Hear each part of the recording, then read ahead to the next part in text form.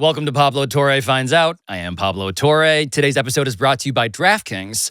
DraftKings, the crown is yours. And today we're going to find out what this sound is. But I do dropping my forehead to laughter. No, I can't do Over. I exhale sharply, gripping your tighter, owning the way your body still tries to me deeper even as you at me.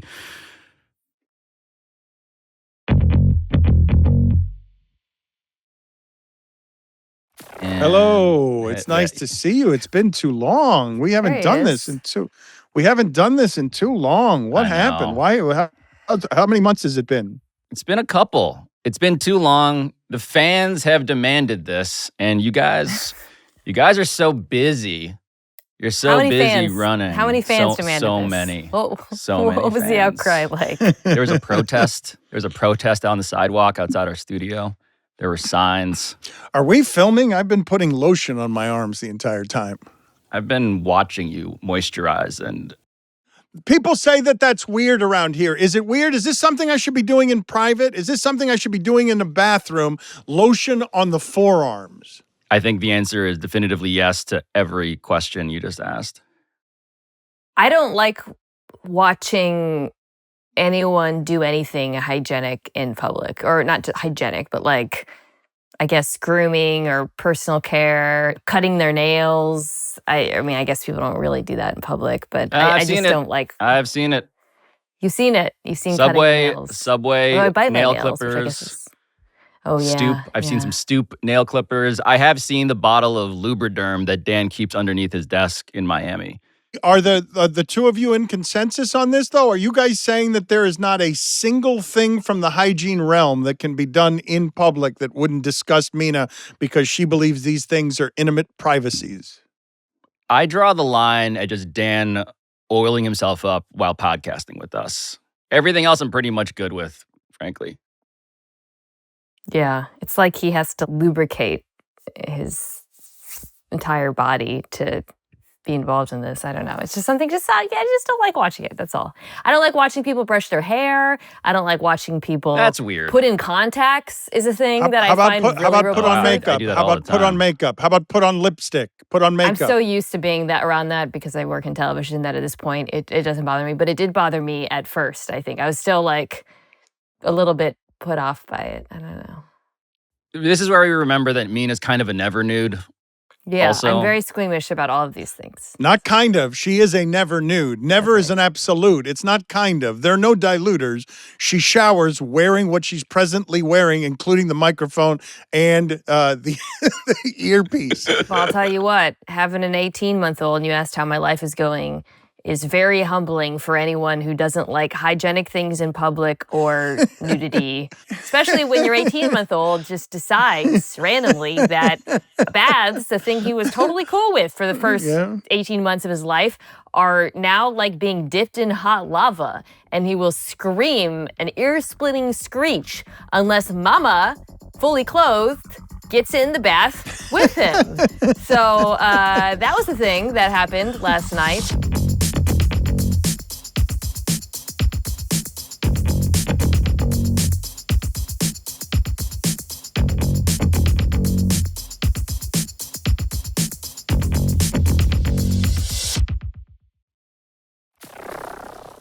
So we have a story here that I want to start with that I wasn't aware of until it got real close to home, real close to our studio. But I was thinking about how do I want to handle like what's happening in DC with DOGE and Elon Musk and all of that. And I thought because he's announced that he's about to cut 72,000 jobs at the VA, I was like, look, my dad worked at the VA as a urologist for decades. That was his job.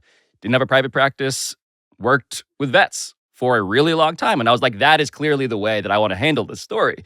And then I came across this other story, Mina, about a nonprofit called Mina Nutrition. And so Mina Nutrition, Dan, if you're not caught up on this, is run by a guy named Mark Moore. He's in Georgia. He makes a special kind of peanut butter paste for USAID that he then sends out to severely malnourished kids all around the world, especially in Africa. But as for what happened with Mark Moore and his peanut butter paste last week, we called Mark up, actually, in Georgia to have him explain. We make these packets of peanut butter about the size of an iPhone. See that USAID thing? We also make these generic ones. So the big switch this past week, we lost our contract to make these with the gift of the American people on it. Ironically, they said, we don't want that on there. MANA stands for Mother Administered Nutritive Aid. They got that contract cut by Elon Musk and DOGE, and then Mark told us that he started hearing something that was even crazier. What I hear when I think Elon was on Joe Rogan saying, oh, these people are griping, it's fake news. He's starving mothers.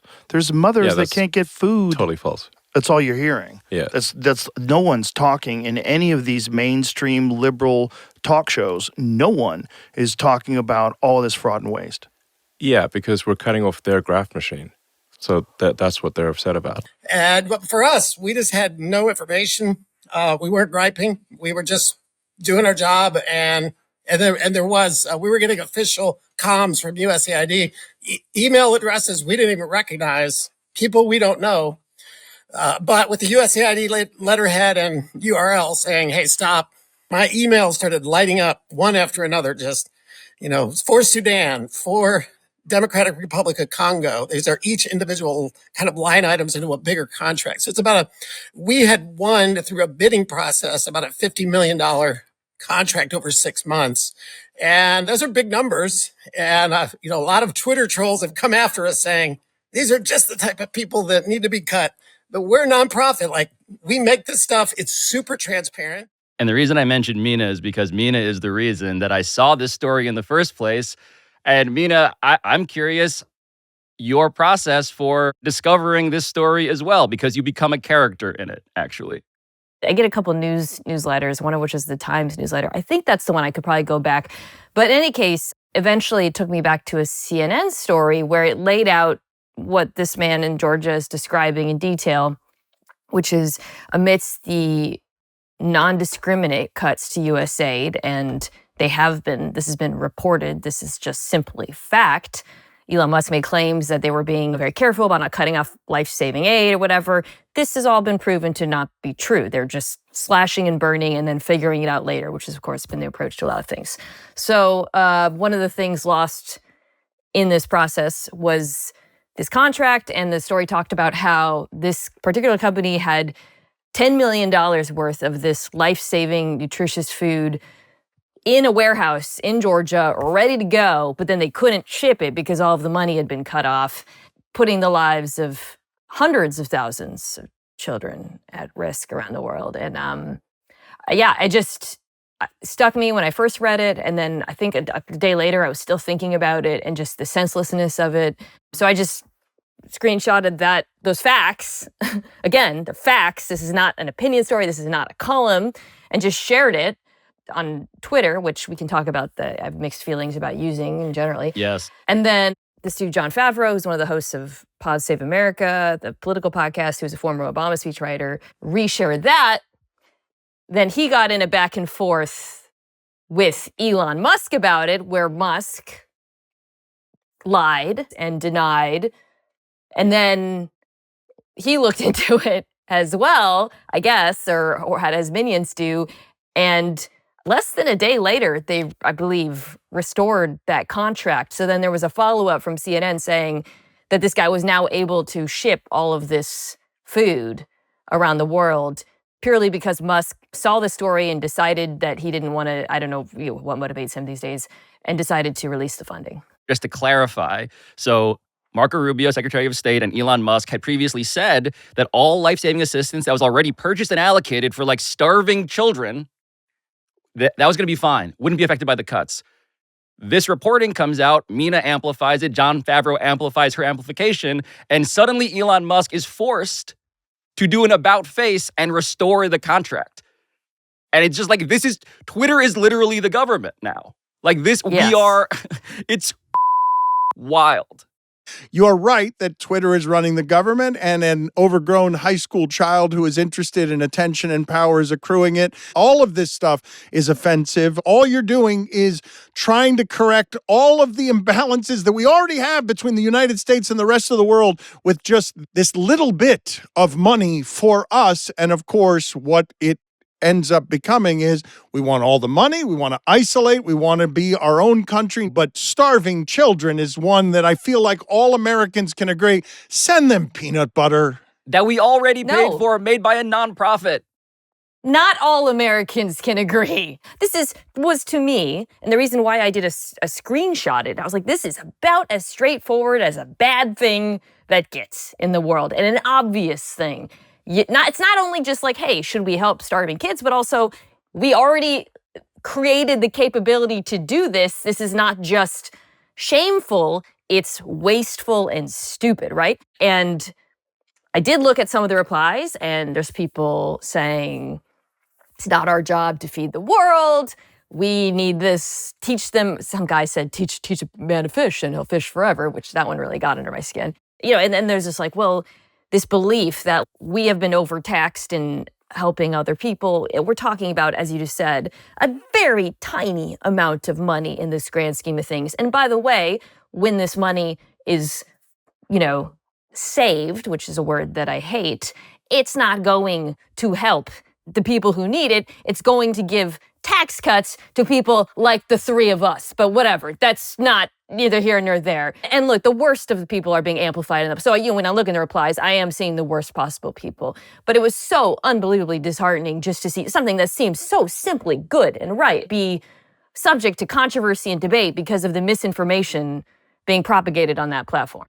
But the thing about this as a platform, right? We talk about social media all the time, like we're addicted to it. We want to get off of Elon's platform specifically for all the reasons that are now obvious. But at the same time, like what I cannot help but be struck by is that this also was what qualifies as a feel-good story. The idea that you could tweet your way to restoring aid to starving children, even though it was imposed by the man that cancellation was because of the man who owns the platform that we're talking on. I guess part of what I'm balancing here, and I feel crazy for even suggesting that there's anything that feels good about this, but it's like I didn't realize that any amount of shame, even the most extreme of this is killing kids in Africa who relied on U.S.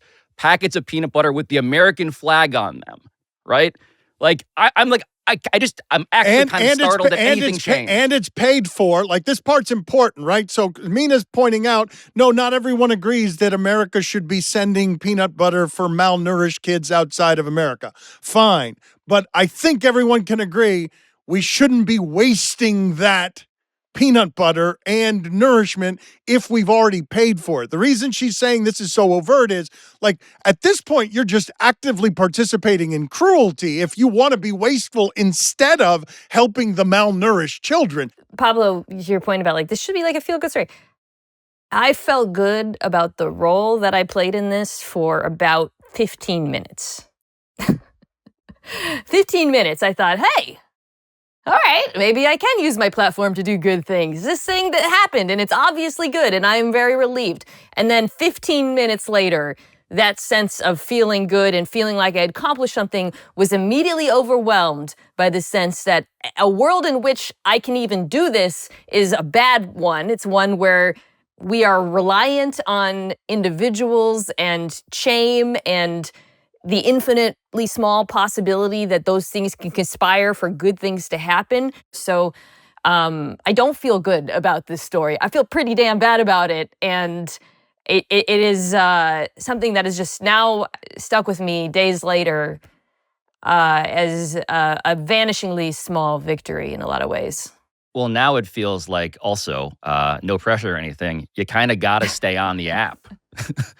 I mean, that's the other side of this, that's right? the other thing. It's like, I mean, look, if there's anything Machiavellian about why Elon did any of this in terms of the reversal, it's because maybe he actually wants to incentivize people to stay who vehemently disagree with everything he's doing. Because the whole premise of Twitter at the beginning, right? Dan, you remember this? It was like, wait a minute, I could talk to Shaq? Like, that was the whole point of Twitter. And now it's you can actually affect change in the government. And I want to play a bit of sound from Mark Moore about this topic because, of course, while all of this is the nightmare that anybody who's on this stupid platform, of course, would have, he has, I think, a realist's appreciation for it. Thank you, Mina, and thank you, John.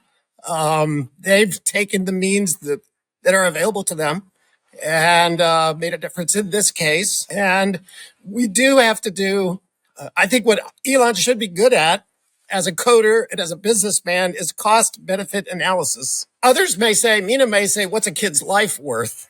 If you don't value that kid's life because they're far away and they're not of our tribe, that's one way to look at it. But what's it worth to reach so cheaply into these deep communities and to send a message of America first? It's pretty great messaging. It's pretty powerful and impactful. And I'm hoping that we pause for a moment and say, the food aid stuff we do is not going to make a discernible difference in the right sizing of our government spending. But it does make a huge impact in lives saved.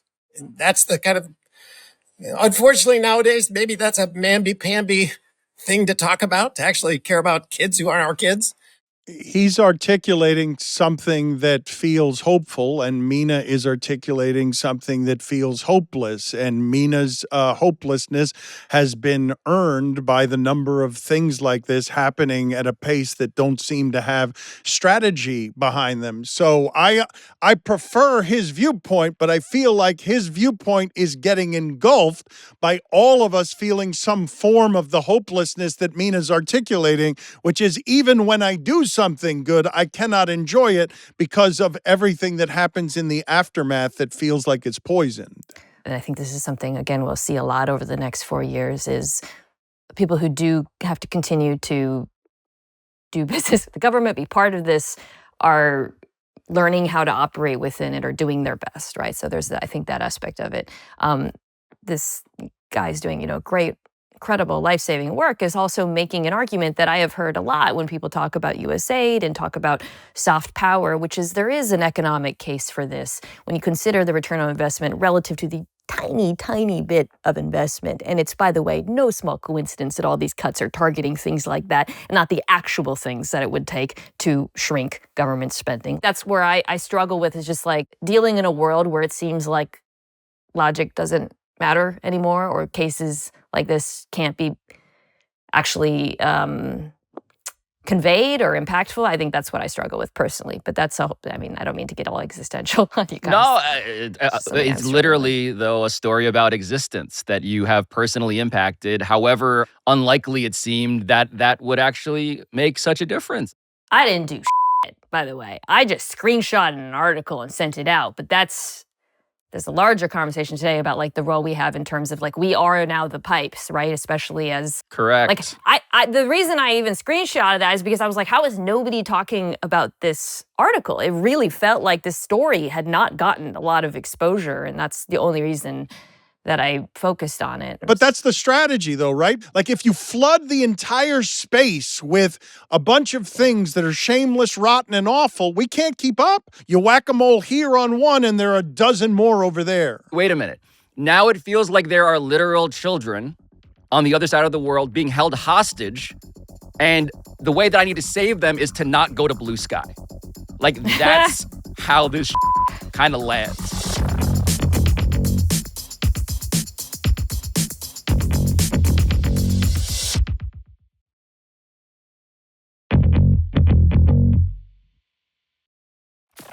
Mina, let's get to your favorite thing in the world, actually, that you really have been... Sports. There it is. Sports, and now back to sports. Although this is a big story that's a little bit bigger than sports. It cuts to some, I think, social and cultural questions. So I was in the Indianapolis Combine last week, and something that happens a lot coming out of the Combine is gossip, right? Gossip, tea, reports, anonymous sources talking about how certain players, high-profile players, perform in these interviews. Because this is the function of the Combine. The primary function is not the workouts, although guys can certainly lift their draft stock by crushing it in that regard. No, it's like what happens in these rooms when these teams that are about to make these huge franchise-altering decisions come face-to-face with college kids. So unsurprisingly, the biggest name and source of controversy and reporting was none other than Colorado quarterback Shedeur Sanders, the son of Deion Sanders. There was a Matthew Berry column where he talked about things he learned at the Combine, and he had a note in there about First, he had a note saying teams really loved Cam Ward, who everyone thinks is going to be the first quarterback taken. Then he had a second note saying 2 teams told him they did not like Shedeur Sanders. They found him to be unprofessional. I believe that was the word he used. Then a post that kind of went viral from Josina Anderson, who's an NFL reporter, who, I'll just read the beginning of it, says, "I am disappointed to hear that a quarterbacks coach from a team drafting in the top 7 referred to Shedeur Sanders as coming off brash and arrogant, made his assessment known to a bunch of people." So she talks, and it's a very long post where she alludes to potential biases in the industry. It's a little bit confusing because what she's alluding to wasn't reported. She's criticizing a critique that is anonymous. There are also other reporters who are reporting, like Todd McShay, Yeah. again, who's a draft analyst. But he said he heard from 2 teams that Shedeur Sanders didn't care what they thought of him during the interview process in a way that, quote, wasn't a professional approach. The Athletic, apparently, has reported that there's a chance that Shedeur Sanders couldn't just fall out of the top 6, but out of the first round entirely. And the critique, Mina, of him is what? Like, how do you summarize the scouting report that emerged because of the week in Indy? I would say overconfident is kind of how I would characterize it. I think what's being asked is, where is the line between cocky and confident, and how is that line inflected by racial stereotypes and biases in that regards? Sanders in particular being Deion Sanders' son and everything that comes with that. And a third element that I think throws an interesting wrench into all of this, which is the possibility that the Sanders family would like Shedeur to end up with a specific team, which might be influencing how he's acting in interviews. And that has nothing to do with historical stereotypes around quarterbacks or whatnot. This is a very specific situation. So there is a lot going on here, Dan. I guess let's start. I would love to know how you interpreted this whole story, this controversy, having said all of that, because I obviously have a lot of my own thoughts. Generally speaking, I would say that fans and executives prefer humility, even if it is false, to arrogance, even if it is truth. So you just said that Deion Sanders' son and all that comes with that. And I'd like to explore that for a second, because we're talking about one of the most interesting athletes of my lifetime, a guy who shows up at his last college game in a limousine with a top hat and a tuxedo and a grade point average of 0.00 because he hasn't gone to class and is just telling everybody, I'm here for the money. I'm here to change sports. I'm here to be a mercenary. I'm here for my talent to carry me. And I'm here to buck the system and fight against the cultural repressions of football and America. And my son isn't a cornerback. He's a quarterback. And when you say arrogance at the positions, we like it.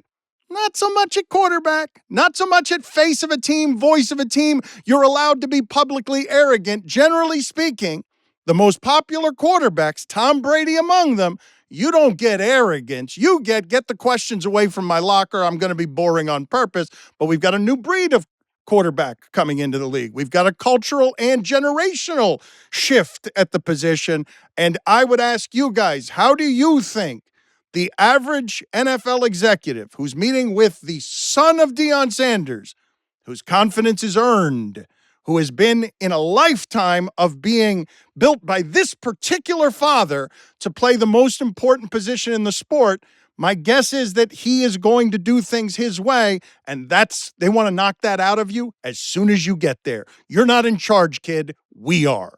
So part of what I think is interesting about this story is that I do want to isolate what's unique about Shedeur, because we have seen, like, Caleb Williams, remember, we talked about this story on the show. His dad was allegedly demanding a share of NFL teams in exchange for agreeing to be drafted. And by the way, when I say agreeing to be drafted, I refer, of course, to the fact that Eli Manning, for instance, the son of a very famous quarterback, said, I'm not going to the Chargers, right? So, like, we've seen versions of people exerting what feels like leverage. What's actually new here? So I raised my eyebrows a little bit when Dan used the phrase kind of like his confidence is earned, because I think that is quietly what's driving a lot of this, which is to say, I had a lot of conversations with people in Indianapolis, not about Shedeur's personality, but a lot about his play and comparing notes basically on the tape. And the perceptions there are very mixed. I came out thinking the gap between him and QB Cam Ward, pretty big. Maybe I'm wrong. All it takes is one team. But we can get into it, concerns that folks have about him as a prospect in the NFL. And I actually think that is really informing a lot of this, which is I would hypothesize that if he was a can't miss type quarterback, like the top 3 even from last year, I would be very skeptical that any of this would matter at all. Like, I think, and we always go back to this kind of idea that talent begets tolerance in the NFL. I think the fact that he is somewhat divisive purely as a football prospect is actually leading to a lot of this skepticism. Or let me rephrase that, not leading to a lot of it, but maybe amplifying a lot of the skepticism. I wonder under what circumstances you have someone growing up in the home of Deion Sanders as a football player and not being confident when he's going to the top of the draft and when Deion just did something that we haven't seen, right? To go from an HBCU to finding yourself with 2 of the top 5 players in the draft and the Heisman Trophy winner. I understand why it is that he would be supremely confident, and it sort of bothers me that the people he's interviewing with would see that as a knock or turn that overconfidence into something that becomes unprofessional. Maybe he is unprofessional, maybe he is immature, but I want my quarterback to be really confident. But if the issue there, though, in perception, and I want to get back to the confidence thing, but if the issue in the scouting report is that he's not everything that he is being sold as, what is the comp? What is he? Who is he like? When we talk about his personality here, I think there is some sensitivity because historically, a lot of the traits, some of the words being thrown about brash, overconfident, have been assigned to Black quarterbacks in the past disproportionately. So when you hear that here, immediately, I think spidey sense kind of goes off. What's kind of, I wouldn't say funny, but ironic, though, is that who he is as a player is actually the opposite of the quarterbacks that we have assigned, the stereotypes, that NFL teams and anonymous scouts have assigned to Black quarterbacks in the past, where they have over-indexed on emphasizing the athleticism at the expense of things like accuracy, football intelligence, processing, all of that. So to actually answer your question, I think Shedeur Sanders is accurate.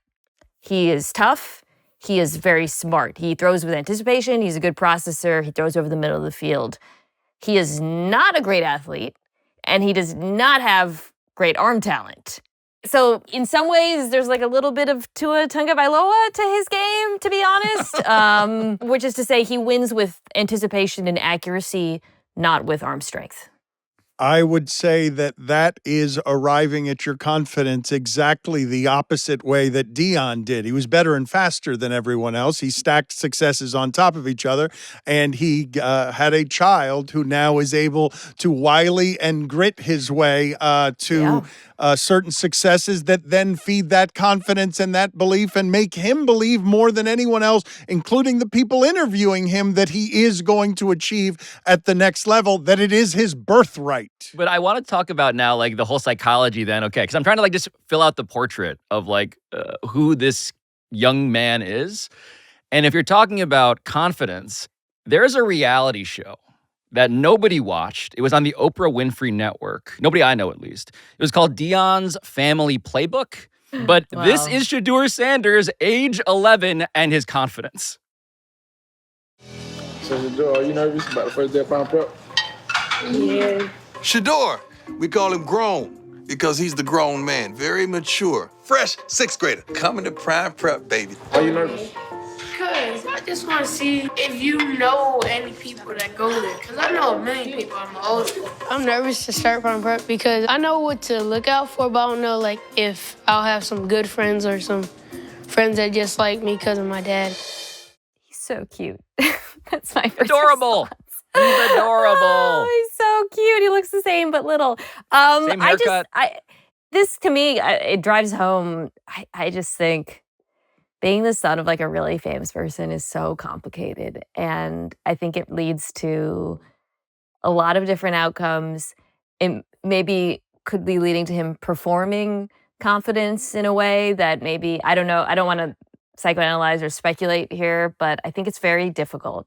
And yeah, I mean, the fact that he even got to this point and has continued to be is like hard of a worker and as driven. Because again, I know I probably sounded like I was damning with faint praise, but to stress his football IQ, I mean, this is a kid who on tape, you see him reading coverages post snap, identifying the leverage defenders. Clearly somebody who has grown around football, been around football, pardon me, his whole life and actually leaned into that from the mental side of it.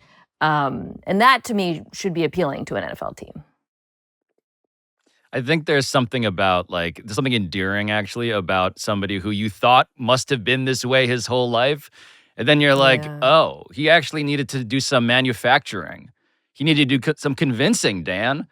Like, I don't know. I think we can all relate to that, right? We need to, what? Hold on, though. But I mean, I don't know how many preposterously confident preteens you guys know, but I think awkwardness around being 11 and not knowing whether you're going to have friends or not, I do believe it's possible that the football construct is so different from what the Sanders family construct is, that no matter what situation Shedeur walked into that wasn't just false pretending to be the quarterback voice they wanted them to be, might have been looked upon poorly in any context, because if he's got a smidgen of arrogance, we'll find a way to criticize him. But I assure you they could have criticized him if he had come in as that meek 11-year-old and said, are my teammates going to like me? I don't know how it's going to go. I'm sure they would have probably found a way to criticize that as well as meek and not strong enough. Being like the perfect quarterback prospect is really, it's walking such a fine line. It's like being a woman, to be honest. Like, you want to be confident, but not too confident because then you're cocky. You want to be assertive, but not too assertive because then you're aggressive. You want to be smart, but not too smart because then you're questioning authority. Right? You want to be nice, but not too nice because then are you a pushover? It's you just gotta be just right.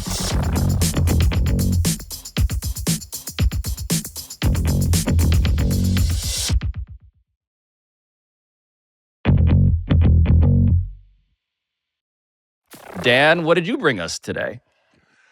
A New York Times story that feels like Joaquin Phoenix in Her, except the her in this case is human, and she fell in love with ChatGPT. GPT, excuse me. I think I made it GBT. It's GPT, and it's got 300 million users. And I thought this was actually interesting during our epidemic of loneliness. While this would be really easy to judge, one of the quotes in here that I found most interesting was someone saying, this might be the future of relationships. Instead of men or women trying to change their spouses, you just program something into your computer that allows you to make a perfect partner that's not real, and you could do everything from sexual fetishes to be a neglectful boyfriend. What I'm aspiring to is a neglectful boyfriend. And so I found interesting that the addiction went from 20 hours a week to 56 hours a week,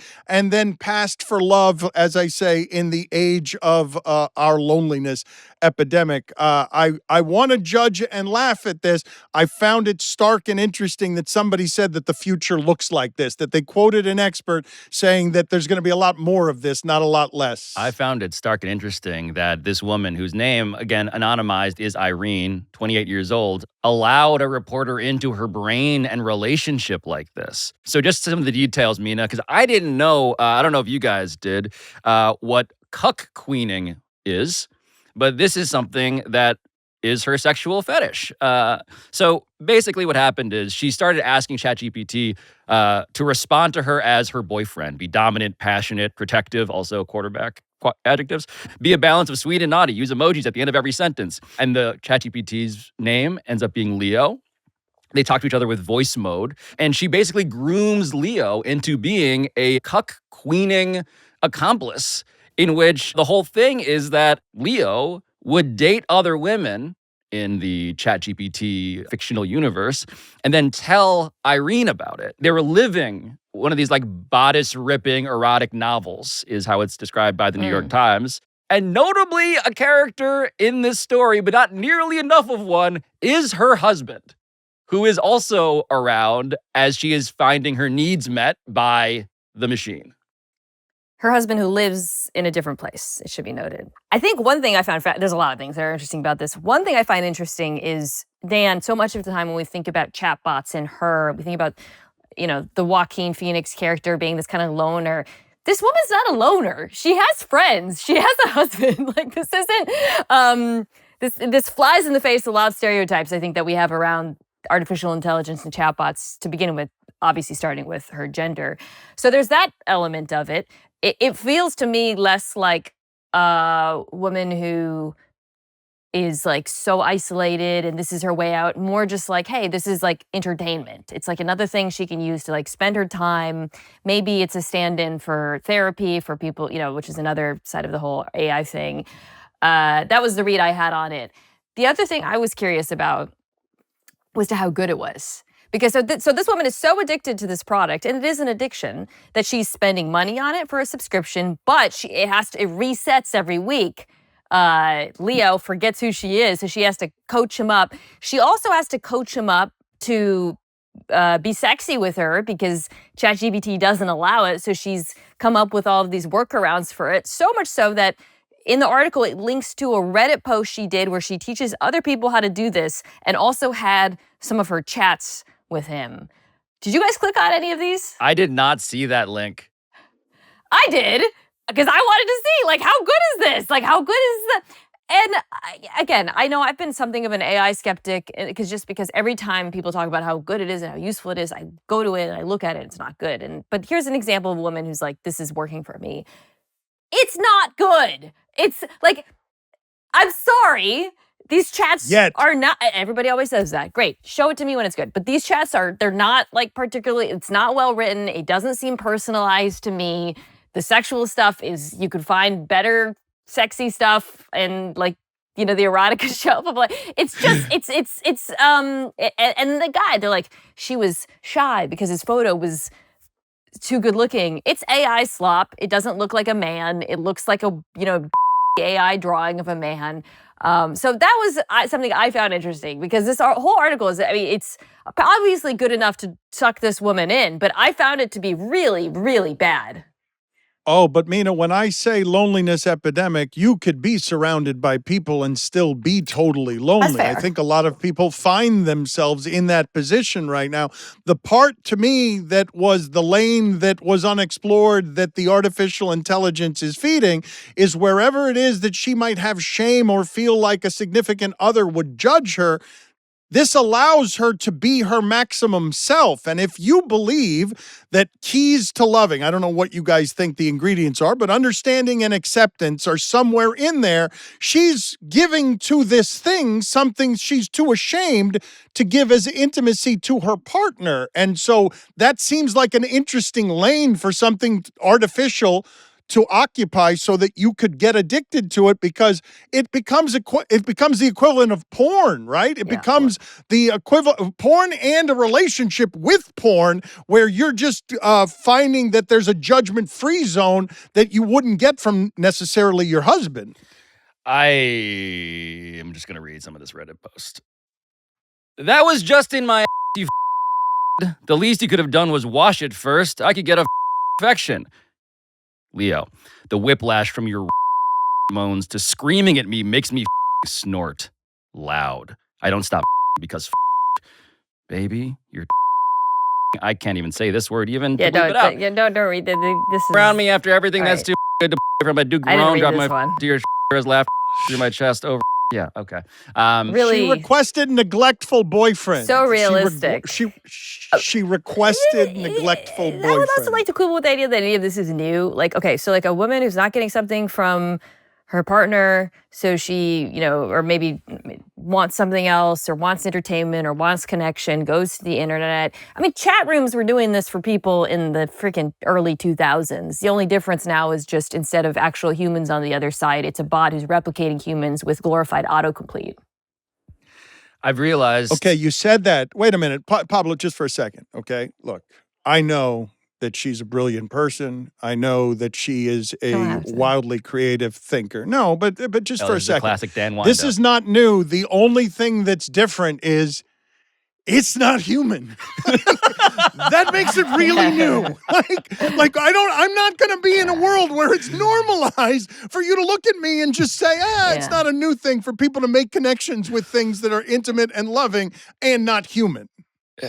I mean, look, I think it's probably worth saying to those who are not watching on YouTube that we've gotten to the point in the show where all of us start shrinking into ourselves and stop making eye contact, largely, as Mina refers to, quote, a shelf of erotica, which is what she said earlier. I got caught in the same place. I'm like, where's Mina going to take us here? Look, an old-fashioned bookstore where there's a shelf of erotica.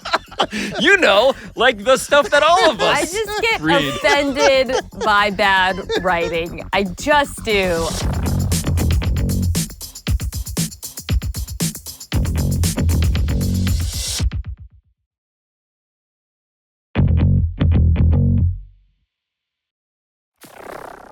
But I do dropping my forehead to your laughter. No, I can't. Over. I exhale sharply, gripping your tighter, owning the way your body still tries to me deeper, even as you at me. I regret doing all of that. What did we find out today on Pablo Torre Finds Out, a show about finding out stuff? Dan's gone. This was a journey, this show. This was a real I don't even remember. journey. We're talking about a lot. There are a couple of through lines, though, that I detect through the topics we've discussed. One of them, Mina, is just that I think all of our kids should be very worried in every way. Kids living overseas, kids who are the sons of very famous NFL players, kids who are going to learn, as the New York Times informed us, that at a rate of 3 to 5%, chatbot relationships that result in terrible writing are kind of the norm. So great. Yeah. I guess I've, not learned, but in our discussion at the top, never stop posting. I'll never stop. Mina is the Batman of Twitter. I'm going to post through it this next That's right. 100 years. I'm just going to keep on posting. Shines in the sky. Oh my God. Keep on posting. We're going to post our way to heaven. I've also learned that, by the way, it really takes, it doesn't take that much to make Dan leave, but I do think you reading that actually made him legitimately uncomfortable in a way that yeah, he just texted me he's not coming back. So good show.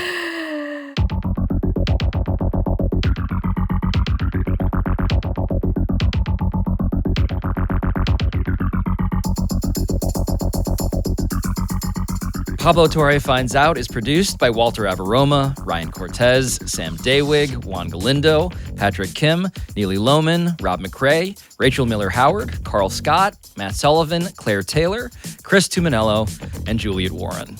Our studio engineering by RG Systems. Our sound design by NGW Post. Our theme song, as always, is by John Bravo. And we will talk to you next time.